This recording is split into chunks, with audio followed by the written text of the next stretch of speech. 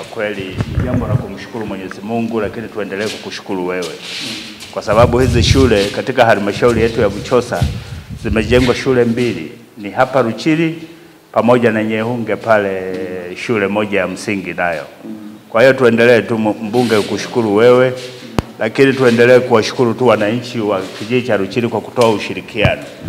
Ni dhahiri kabisa hata ndio alikuwa anasema kwamba mtihani wa la 4 watafanyia hapa na wa la 7 watafanyia hapa.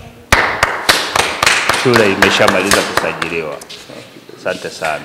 Msimamie tu vizuri umaliziaji.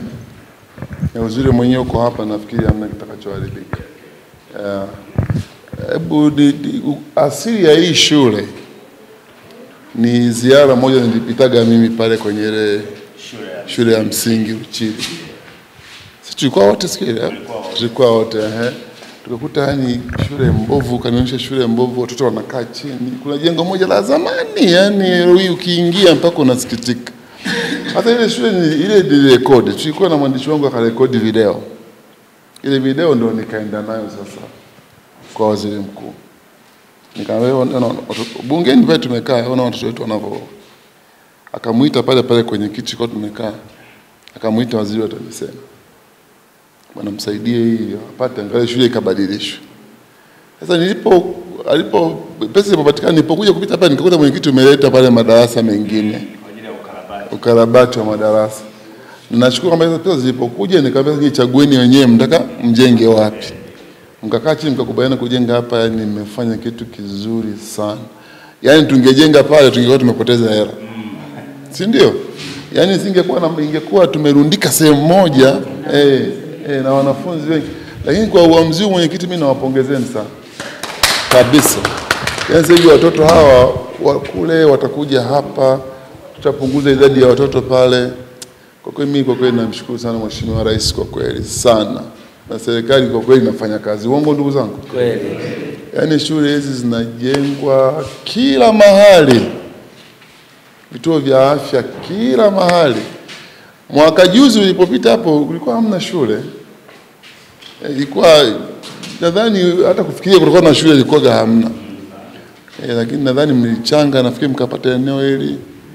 Na niwapongeze wananchi wa Nyanzenda.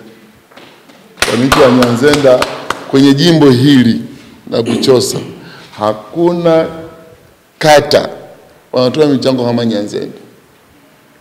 Hapa kuna michango. Unaona? Yaani hapa kwa kweli mwenyekiti kuna michango. Na watu wanachanga kwa sababu wanaona umuhimu wa maendeleo ya watoto wao. Kwa kweli mimi nawapongezeni sana. Siku moja nitakuja tufanye mkutano wa hadhara tena, tuendelee kuwashukuru kabisa wananchi wetu. Wanapate moyo wa kuendelea kutoa. Na sisi tunapokusanya fedha hizi au serikali kileta pesa, tuzisimamie ziwe na matokeo. Unajua matokeo ndio kitu cha muhimu. Kuja pesa milioni 354 hapa kwa ajili ya shule ni kitu kimoja katibu.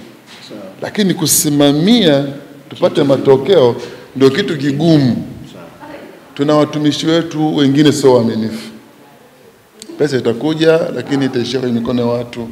Tengenezwa kitu kikamiliki. Lakini sisi tusimamie vizuri, upakaji wa rangi ufanyike vizuri Mheshimiwa Mwenyekiti. Kusudi matokeo yawe mazuri. Na uzuri mwenyekiti diwani wa hapa ndio mwenyekiti wa halmashauri. Kwa hiyo na mimi naona hamna kitakachoharibika. Ili kuwa mwanafamilia bora wa Global TV, usisahau kusubscribe, like, kushare na kucomment.